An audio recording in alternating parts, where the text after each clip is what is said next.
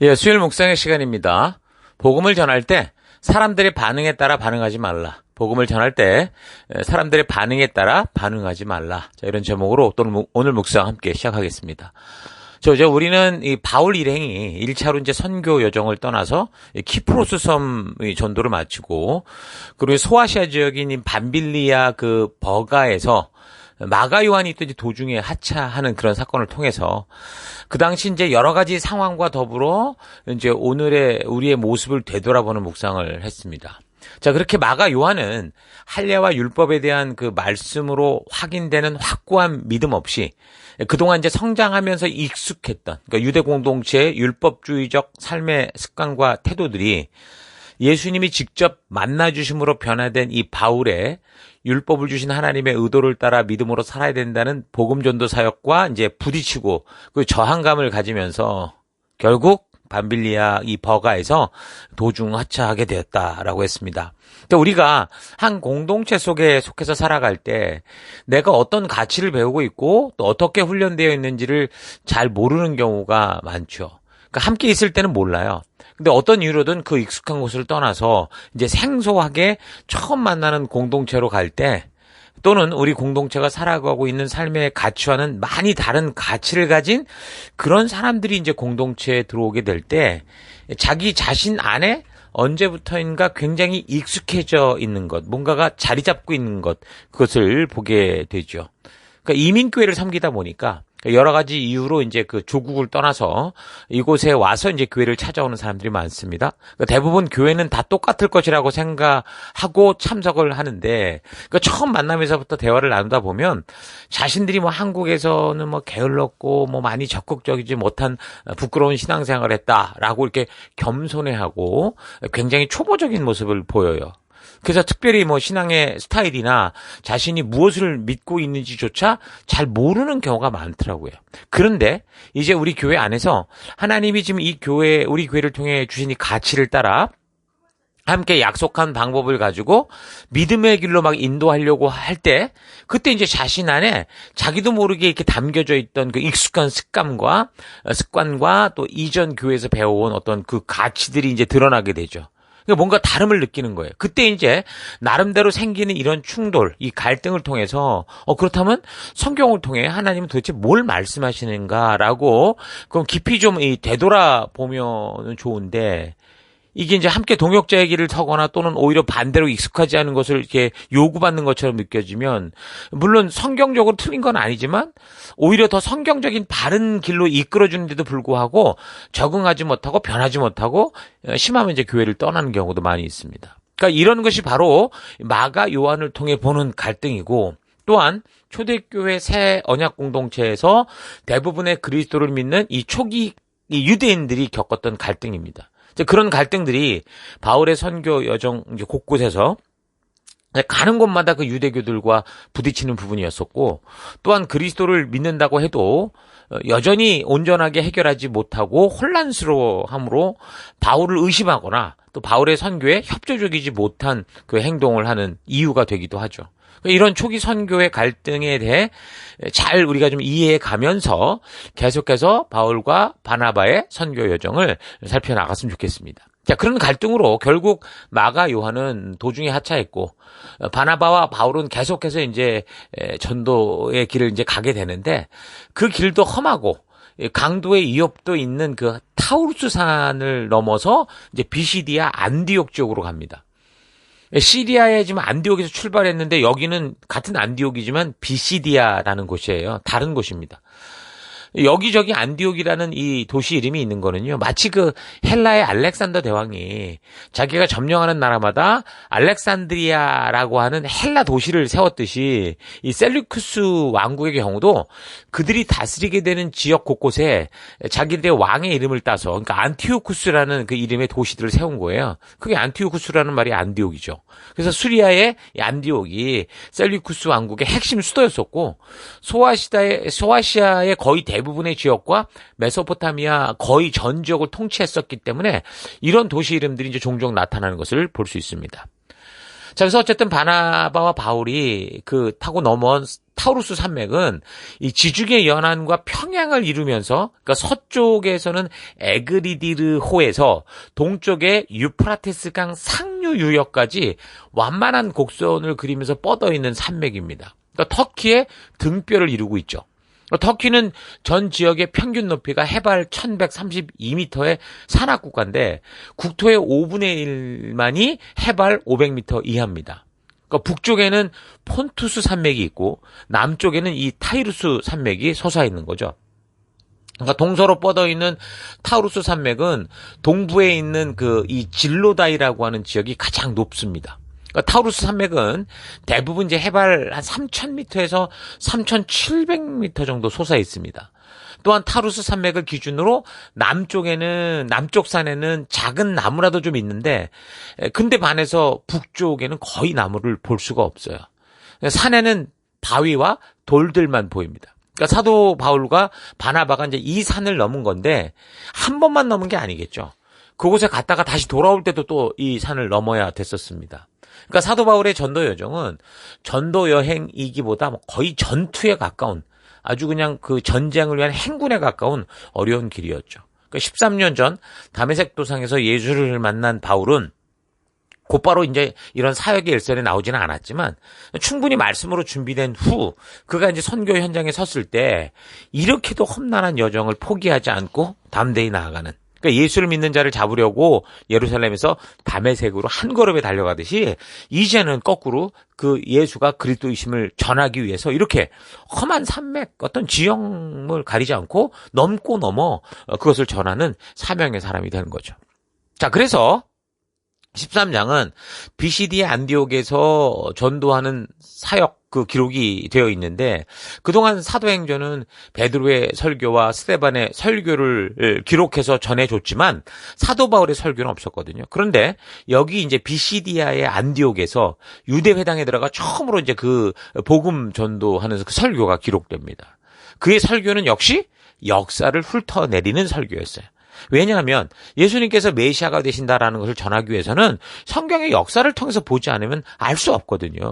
그러니까 그의 설교가 선포될 때 그 다음 주에도 우리가 설교를 그러니까 이 회당에서 설교를 한번 했는데 그 다음 주에도 이제 설교 부탁을 받은 거죠.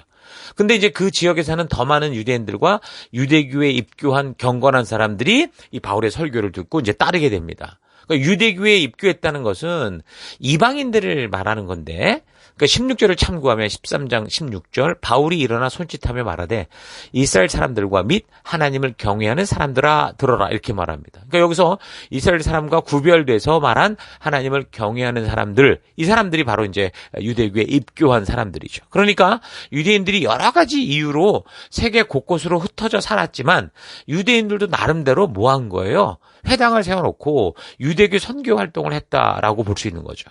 그래서 그들의 전도로 말미암아 이방인들이 아마도 이제 할례를 받으면서 유대교로 입교한 그런 사람들이 있었는데, 여기서 이제 하나님을 경외하는 사람들이다, 이제 그렇게 표현을 한 겁니다. 그러니까 유대인들의 삶은 율법 중심의 삶이잖아요. 그래서 다른 이방 민족들이 볼 때는 이 유대인들이 굉장히 폐쇄적으로 보였거든요.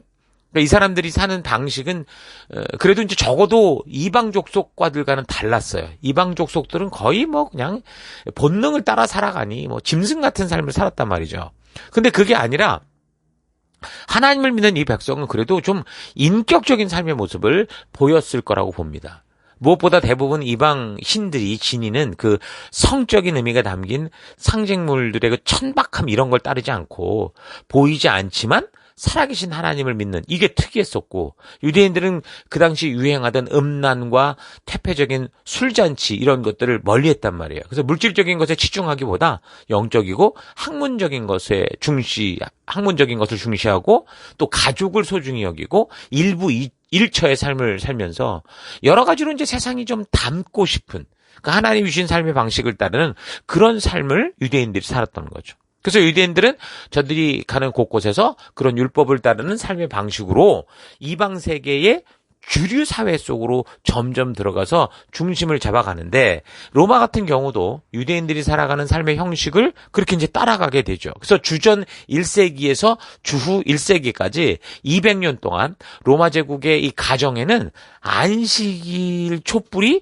보편적으로 켜졌었다. 그렇게 또 이 역사가 적고 있습니다. 자, 그래서 로마의 철학자 세네카 같은 사람은 이런 현상을 보면서 유대인의 풍습이 점차 보편화돼서 로마인들이 결국 유대인들에게 먹혀버리는 게 아닌가 우려할 정도였죠. 주 1세기 로마 제국의 전체 인구가 7천만이었는데 그중에 이제 무려 10%인 700만이 유대인이었던 것으로 봐서 세네카의 이런 염려가 단순히 기후만은 아니었던 걸 우리가 알 수 있습니다. 자, 이런 영향력들이 유대인들이 사는 곳마다 있었기 때문에 아마도 꽤 많은 사람들이 유대교로 개종을 해서 하나님을 섬기겠다고 하는 그런 일들이 있었던 거죠. 이제 그런 사람들이 유대 회당에 늘 모여 있을 것인데 이들이 이제 BCD의 안디옥 회당에서 바울의 말씀을 듣게 됐고 변화되기 시작한 겁니다. 그래서 세 번째 안식일에는 44절을 참고하면 온 동네 사람이 거의 다 바울에게서 하나님의 말씀을 들으려고 모였다 이렇게 전합니다. 자, 그렇게 되니까 유대인들, 그러니까 아마도 그동안 회당에서 주도적인 역할을 하던 사람들이 시기가 이제 가득했던 거죠. 그래서 바울이 전하는 복음에 대해서 일단 반박하고 비방하고 공격을 합니다. 그러니까 말씀이 선포되는 곳에서 많은 사람들이 회개하고 변화되는 일들이 생기지만 또한 언제나 그곳에는 더불어서 반박하고 방해하고 더 나아가면 박해하는 것까지 그런 게 뒤따르는 걸 볼 수 있어요. 그 방해와 박해는 이방인들이 하는 게 아니었어요. 무엇보다 같은 신앙의 뿌리라고 할 수 있는 유대교들이 그렇게 했던 거죠. 그러니까 이런 사실을 잘 묵상해 보면 우리도 이제 전도를 하다가 이제 계속 거절을 당하거나 특히 이제 같은 신앙 안에 있는 사람들의 비난을 받게 되는 경우가 많은데 그럴 때 우리 또한 실망하지 말아야 되는 걸 기억해야 됩니다. 복음을 전하면 사람들이 다 환영하고 좋아해 주면 좋겠지만 예수님께서도 전하실 때 수많은 사람들이 복음을 거절하고 결국 예수님이 돌 던지고 침 뱉고 십자가에 못 박아 죽였잖아요. 베드로가 전할 때는 다행히도 3,000명의 사람들이 전도됐지만 스데반 집사가 전할 때는 3,000개의 돌이 날아와서 맞아 죽었다라는 사실을 잊지 마십시오. 그러니까 말씀대로 바르게 살려고 할 때 세상에 아예 모르는 사람들은 그렇다 치더라도 오히려 함께 교회를 다닌다는 사람들이 더 비아냥거리고 조롱하는 경우도 많은 게 안타깝다라는 거죠. 그러니까 교회 안에서 대충 사는 게 습관이 있다 보니까 바르게 살려고 하면 뭐가 튀어 보이는 거예요. 너만 왜 이렇게 잘난 척하냐 이런 식이 되는 거죠. 이런 게 사실 오늘날 교회의 수준이고 그래서 우리가 섬겨야 될 그 사명의 현장의 현실이다라는 거 우리가 잘 기억해야 됩니다. 그러니까 이런 현실이 내가 지금 삶에서 겪는 그런 현장이라고 여러분 하더라도요. 그럴 때 좀 실망하지 말고 후회하지 말고 참된 빛을 발할 순간이다라는 이 사실을 기억하고 하나님 말씀대로 살아내는 여러분들 되기를 축원합니다. 자, 그래서 바울은 반박하고 거절하는 유대인들에게 하나님의 뜻을 마땅히 먼저 언약을 맡았다고 하는 너희에게 전해야 되지만 너희들 스스로 이 복음의 소식을 듣고도 영생 얻기에 합당치 않은 짓들을 하니 거부하고 거절하니 우리는 이방인에게로 향하겠다. 이렇게 선포를 하죠. 46절을 보면. 그래서 48절에 그래서 이방인들은 이 복음의 소식을 듣고 기뻐하면서 그러니까 여기 이방인들은 하나님을 경외하는 사람들을 말하는 거겠죠. 유대 이 회당 안에 있었던 그런 사람들. 그래서 이 사람들이 기뻐하며 하나님을 찬송하는데 그곳에서 영생을 주시기로 한 자는 다 믿더라라고 전하고 있습니다.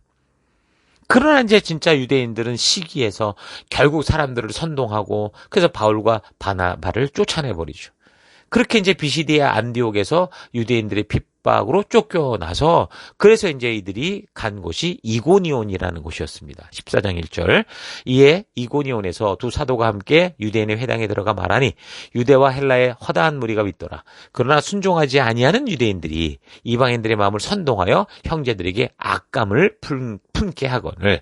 그러니까 다시 말하지만 복음은 누구에게나 환영받는 게 아닙니다. 미리 택한 사람, 준비된 사람에게 복음이 들어간다고도 하는데, 그래서 여러분들이 복음을 전할 때 환영받지 못하고 공격받을 수 있다라는 거, 이건 뭐 두려워하지 마세요. 그냥 자연적인 현상이라는 겁니다. 그래서 3절, 두 사도가 오래 있어 주를 힘입어 담대히 말하니 주께서 그들의 손으로 표적과 기사를 행하게 하여 주사 자기 은혜의 말씀을 증언하시니. 그러니까 분명히 유대교도들의 위협과 살해 협박이 있었음에도 불구하고 어떡한 거예요, 이 사람들이. 거기를 떠나지 않았고 그런 위협 속에서도 이 사도들이 그 이고니온에 오래 머물러 있으면서 그런 대적과 방해도 불구하고 성령 하나님께서 자신들을 통해 일하실 수 있도록 계속적인 복음의 통로가 됐다라는 거죠. 1차 전도 여행의 기간이 약 1년 이상으로 보는데 꽤 오랜 시간 동안 그곳에 있었을 것이다라는 걸 우리가 알 수 있습니다. 자, 그렇게 담대하게 순종하는 삶을 살아갈 때 주께서 이제 스스로 꾸준히 우리 하나님의 역사를 전하는 이 사도들의 말이 진실인 것을 증거해 내십니다. 그래서 우리가 전하는 복음의 진실 여부는요, 우리가 하는 게 아니에요. 성령 하나님께서 직접 하실 것이기 때문에 그 성령 하나님이 직접 그 일을 하시도록 우리는 계속해서 믿음의 통로, 말씀의 통로가 되는 삶. 예수가 왜 그리스도이신지를 성경과 역사를 통해 전하는 삶. 그게 성도로서의 본분이라는 거예요. 사도들이 그런 일을 하고 다녔거든요. 그래서 여러분들이 선 곳에서 복음을 그래서 바르게 전하고 또한 연결된 생명을 세워나갈 때 적극적인 환영보다는 입을 닫게 하는 부담을 주고 더 나아가서 부딪히는 많은 영적인 충돌들이 있을 겁니다. 반감을 느끼기도 하고 조롱을 느끼기도 하고 뭐 말은 내내 그러지만 또 전혀 삶이 변화되지 않는 것을 보며 무시받는 느낌이 들기도 하고, 그러니까 한 영혼이 변화되는 일이 쉽지 않다는 것을 넘어서 불가능해 보일 정도가 아마 많을 거예요. 그러나 그렇게 변화되지 않는 것으로 인해서 우리는 절망하거나 쉽게 포기해서는 안 되죠. 왜 그렇습니까? 그 변화의 정말 핵심적인 것은 우리 성령님이 하시기 때문에 그래요. 성령께서 우리를 통해 일하시도록, 그래서 우리는 계속 말씀을 따라 살아가고 말씀을 선포하고 성경에서 있는 하나님의 마음을 전하는 그런 삶을 살아가는 게 우리의 본분인 거죠. 그래서 이런 사실 잊지 마시고, 우리가 또 이제 2025년을 이제 다시 시작하게 됐는데, 이 셀스 속에서 우리가 이 사역을 감당해 갈 때, 하나님께서 우리에게 맡겨주신 이 영혼들이 뭐 어떤 반응을 우리에게 한다고 해도 우리가 그들을 포기하지 않고 부지런히 말씀 먹이고 바른 성장의 길에 서도록 도전하고 격려하는 우리가 되기를 바랍니다. 자, 어쨌든 두 사도는 유대인들의 방해로 인해 관계 속에서 악감정을 품게 하는 그 와중에도 그곳을 쉽게 떠나지 않으면서 복음의 통로가 되었고, 성령은 그들의 그런 헌신을 통해 그 도시 속에 계속해서 복음이 흘러 들어가게 하셨습니다. 14장 4절, 그 시내의 무리가 나뉘어 유대인들을 따르는 자도 있고 두 사도를 따르는 자도 있는지라. 자, 그래서 자신들의 기득권을 빼앗기고 그동안 자신들이 좌지우지하던 그런 사람들 중에 많은 사람들이 지금 바나바와 바울을 통해 바른 복음의 길에 서게 되니까 또 욕심의 뿌리를 둔 그 악감정을 가지고 어떻게 했냐면 5절, 이방인과 유대인과 그 관리들이 두 사도를 모욕하며 돌로 치려고 달려드니 그들이 알고 도망하여 루가오니아의 두 성 루스드라와 더베와 그 근방으로 가서 거기서 복음을 전하리라, 이렇게 말합니다. 그러니까 결국 유대인들이 시기심에 두 사도를 죽이려고 하니까 이고니온을 피해 나와서 다른 도시 루스드라에 가서 복음을 이제 전합니다. 그러니까 예루살렘에서 박해가 일어났을 때 성도들이 도망을 쳤지만 도망자로 살지 않고 전도자로 살아갈 때 복음이 온 유대와 사마리아 그리고 아프리카 지역으로까지 퍼져가게 됐던 것처럼 성도된 우리가 세상의 그런 어떤 위협, 뭐 살해 위협을 피해 도망갈 수 있으나, 그러나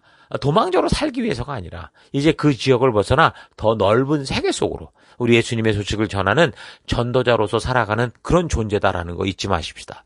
위협을 피해서 도망을 칠 수 있지만 위협을 피해서 다른 지역으로 간 그곳에서 도망자로 살지 않고 전도자로 산다면 오히려 복음은 더 멀리 땅끝으로 전파되게 될 겁니다. 그러니까 바울과 바나바가 이고니온에서 자신들을 죽이고 하는 그 유대인들을 피해서 루스드라로 도망을 갔지만 그곳에서 도망자가 아니라 전도자로 살아갈 때 이곳에서는 나면서부터 안진뱅이 됐던 사람을 치유하는 그런 역사를 일으키게 됩니다. 그래서 이게 신만이 할 수 있는 이런 일을 목격한 그 지방 사람들이 너무 놀라서 이 바나바를 제우스라고 그러고 바울을 헤르메스다 이렇게 부르면서 저들의 신의 이름이죠. 그 신으로, 살아있는 신으로 모시고 제사를 드리려고 하는 그런 일까지 벌어졌어요. 그러니까 하나님이 행하시지 않고선 그 신이 정말 살아계신 어떤 신이 아니고서는 누가 나면서부터 안진뱅이 된 사람을 고칠 수 있겠습니까? 그러니까 인간이 할 수 없는 그런 놀라운 치유를 행하는 것을 보는 그 세상 사람들에게 그 일을 행한 바울과 바나바는 완전히 신이었죠. 그래서 이제 바울과 바나바를 저들의 신으로 모시고 제사를 드리려고 했던 거죠.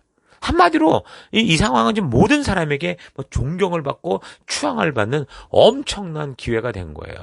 오늘날도 아이돌이라는 애들이 많은 수많은 세계의 사람들의 어떤 그런 추앙을 받듯이 순식간에 이런 일이 이루어진 거죠. 그러니까 물론 하나님께서 역사하신 결과인데, 그런데요, 이런 경우 대부분의 또 많은 사람들이 이렇게 바울과 바나바와는 달리 이런 놀라운 영광을 자기가 가로채려고 하는 경우가 많습니다. 이렇게 많은 사람들이 자신을 추앙하고 따르고 막 칭찬하고 예배하고 막 그렇게 하면 이 야망과 야욕이 있는 사람들은 거기에서 이제 큰 교회당 만들어서 이름 날리고 그런 사람들을 위해 신처럼 군림하려고 하더라는 거죠. 그런데 바울과 바나바는 옷을 찢으면서 자신들을 추앙하고 제사하려는 이걸 막 말리는 겁니다. 그러니까 많은 사람들은 주위 사람들의 칭찬과 박수를 받으면 순간적으로 사실 교만해지게 되거든요. 특히 하나님께서 지금 초대교회 전도의 역사에서처럼 오늘날에도 전하는 자들을 통해서 직접 표적과 기적을 행하시게 될 때 그 통로가 된 이 사역자들이 그게 마치 자기의 능력으로 이루어진 것처럼 그렇게 착각하는 경우가 있습니다. 말은 아니라고 하는데 실제로 전체적인 걸 보면 결국 그걸 인정하고 내가 이런 사람이야, 이런 경우가 많죠. 여러분, 그러면 안 되죠. 겸손해야 됩니다. 근데 그렇지 않고 자기의 욕심의 함정에 빠져서 순종하는 자신을 통해 능력을 행하신 하나님을 보지 못하고 그 통로가 된 사람을 신처럼 모시고 추앙하는 사람들의 그 연약한 그 심리를 이용해서 자기의 종교적 욕구를 채우는 식의 삶을 살다가는 하나님의 영광을 가로채려다가 죽었던 그 헤롯 아그리빠 같은 그런 일이 생기고 마는 겁니다. 자, 이런 사건들을 잘 생각해 보고 각성하면서 우리가 정말 성령 하나님이 전하는 자의 말이 온전하다고 증거하기 위해서 정말 우리 성령님이 직접 행하실 수 있는 그런 겸손한 말씀의 통로가 되는 우리가 될 수 있기를 바랍니다. 바울과 바나바처럼 우리는 열정을 가지고 정말 이 기쁨을 가지고 복음을 전할 때 주님이 우리를 통해 충분히 일하실 수 있는 우리가 되어 가십시다. 자, 이렇게 저들이 도망친 곳 그 루스드라에서 바울과 바나바가 두려워 도망자로 숨은 게 아니라 하나님의 뜻을 전하고 외치는 전도자가 될 때 성령 하나님께서 행하시는 역사들이 나타나고 있었는데 14장 19절 유대인들이 안디옥과 이고니온에서 와서 무리를 충동하네. 그러니까 그가 지나왔던 그 도시 사람들이 다 쫓아온 거예요. 그들이 돌로 바울을 쳐서 죽은 줄로 알고 시외로 끌어내치니라. 돌로 쳐 죽인 거죠, 한마디로 말하면. 그러니까 바울에게 악감정을 품은 이 유대인들이 이 비시디 안디옥과 이고디온에서 이 루스드라까지 쫓아와서 그 지역의 유대인들, 자신들처럼 기득권을 빼앗겼다고 생각하는 그런 사람들의 욕심을 자극해서 바울을 죽이려고 돌로 친 거예요. 그러니까 바울 일행이 행하는 기적을 보고 변화되는 사람들도 있었겠지만 여전히 말씀의 뿌리를 둔 바른 믿음으로 들어오지 못하고 금세 그냥 세상의 유행과 이런 사람들의 그런 말에 휘둘리는 그런 사람들도 있었겠죠. 그래서 저들이 유대교도들이 선동하는 말에 휘둘려서 하나님의 뜻대로 행하고 있는 바울을 돌로 쳐서 바울이 이제 죽음의 지경까지 간 겁니다. 그 돌로 친 사람들이 볼 때는 바울이 이제 돌 맞아 죽은 줄 알았겠죠. 그래서 성 밖으로 버려버린 겁니다. 그러나 아마도 바울이 돌에 맞고 죽지는 않고 기절한 것 같아요. 14장 20절 제자들이 둘러섰을 때 바울이 일어나 그 성에 들어갔다가 이튿날 바나바와 함께 더베로 가서 복음을 그 성에서 전하여 많은 사람을 제자로 삼고 이렇게 얘기를 합니다. 그러니까 말씀대로 순종했어요. 바울이 열심을 다해서 복음을 전했는데 결국 돌에 맞았죠. 돌에 맞아 죽은 줄 알았던 바울이 일어나서 이제 하는 말은 뭐겠습니까? 내가 이렇게 하나님 일 열심히 했는데 왜 돌이 날아와 내가 죽어야 됩니까? 그렇게 하면서 어떻게 보면 하나님 원망하고 떠날 수도 있었을 텐데 근데 바울은 그렇게 하지 않았어요. 오히려 계속해서 자신의 사역을 묵묵히 감당해가는, 더 열심히 감당하는 그런 사람이 됐죠. 여러분, 우리도 종종 교회를 다니다가 사람들에게 말로 상처를 받아서 교회를 나오지 않으려고 하거나 또는 잘 감당하던 사역도 순식간에 집어치우고 포기하는 경우가 많습니다. 오늘 본문의 바울을 보면서 여러분, 우리가 행하는 생명을 섬기는 사역이 이게 지금 사람을 위한 것이고 사람 눈에 보이기 위한 건지 아니면 하나님께서 주신 사명이 분명히 이라는 걸 알기 때문에 하나님 앞에서 행하는 사역인지 잘 생각해 보면서 바울의 이전 정신을 잘 본받았으면 좋겠어요. 내가 속상하고 내가 어려운 것 때문에 남을 원망하고 사역지를 떠나는 그게 아니고 바울처럼 끝까지 그거는 저 사람들의 반응이고 저 사람들의 어떤 그런 자기 자유주의를 가지고 하는 행동이니 우리는 그들의 행동에 반응하는 게 아니라 부르심 따라가는 우리가 돼야 된다라는 거죠. 그래서 이제 우리도 주변의 말과 그런 어떤 행동에 휘둘리지 마시고 믿음의 길을 끝까지 걷는 우리가 될 수 있기를 바랍니다. 14장 21절. 루스드라와 이고니온과 안디옥으로 돌아가서 제자들의 마음을 굳게 하여 이 믿음에 머물러 있으라 권하고 또 우리가 하나님 나라에 들어가려면 많은 환난을 겪어야 할 것이다 라고 하고, 그러니까 이 구절 속에서 사도 바울은 성도로서 우리가 어떤 삶을 살지에 대해서 분명하게 얘기를 해줘요. 1절만 얘기한 게 아니라 마지막 절까지 다 얘기했죠. 그러니까 이 구절을 통해 알 수 있는 교회와 성도의 사명은 뭡니까? 달콤한 것만을 전하는 게 아니라 너희가 말씀대로 살고 성도로서 살아갈 때 이 세상에 저항과 환난이 있다라는 것까지 알리는 거죠.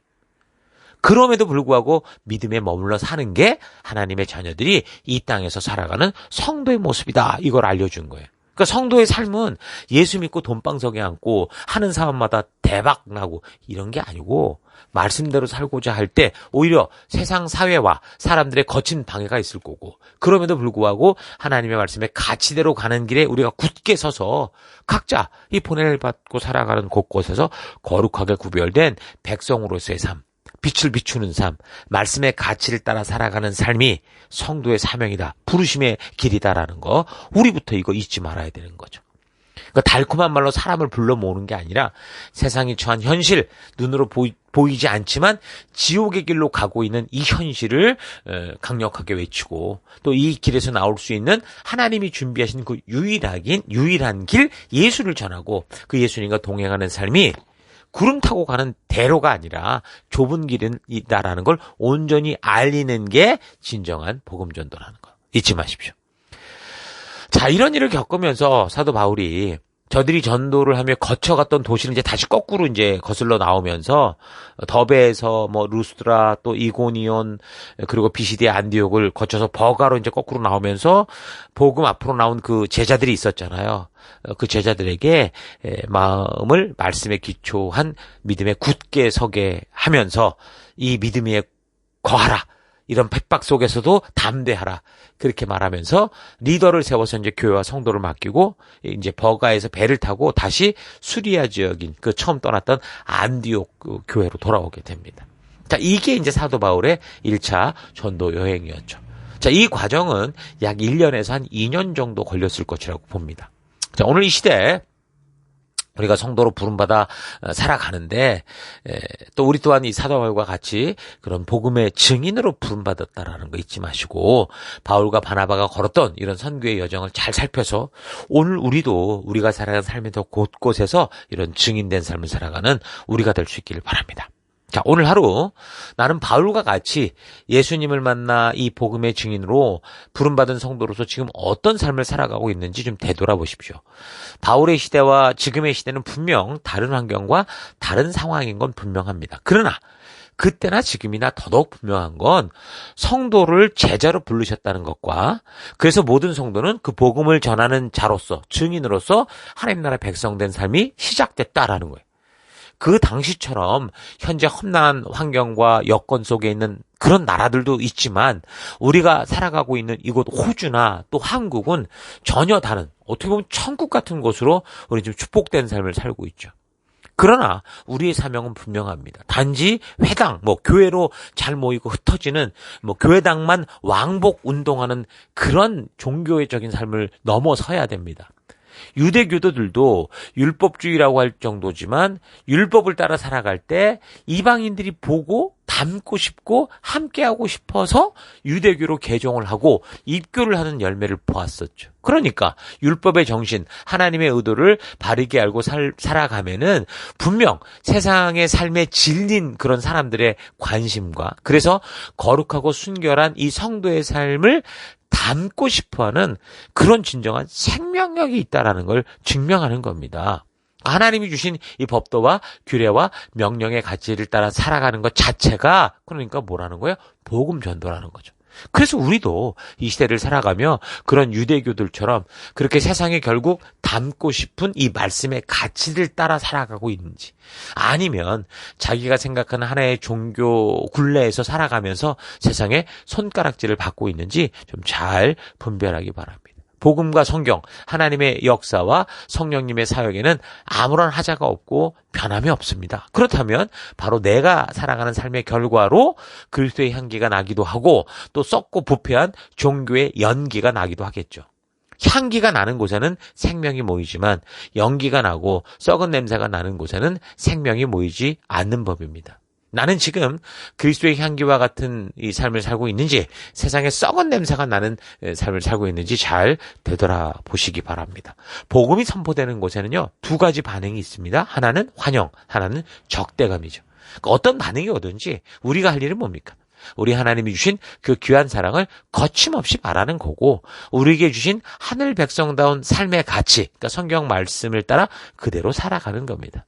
자, 이런 사실, 내가 아니라 나의 순종을 통해 하나님께서 이루실 놀라운 역사들을 믿고 주 성령 하나님의 일하심을 기대하면서 여러분의 삶의 현장에서 말씀의 가치대로 살아내는 여러분 될 수 있기를 주 이름으로 축원합니다. 오늘 하루도 힘내십시오. 잠시 기도하겠습니다. 하나님, 내가 먼저 받은 하나님의 사랑을 전함에 있어서 늘 사람들의 반응을 두려워하여 또는 스스로 부끄럽다고 생각하여 입을 닫고 전하지 않는 묵묵부답의 삶을 산 것을 회개합니다.